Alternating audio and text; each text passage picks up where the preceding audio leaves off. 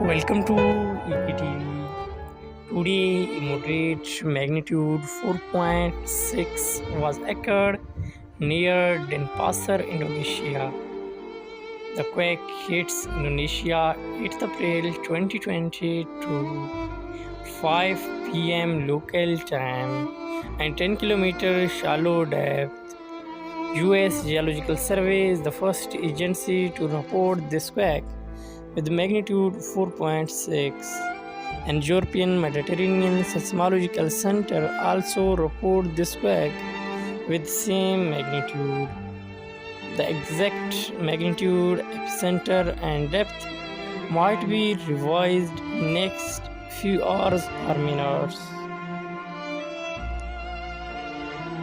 At the end, please like, subscribe and share our YouTube channel for more updates.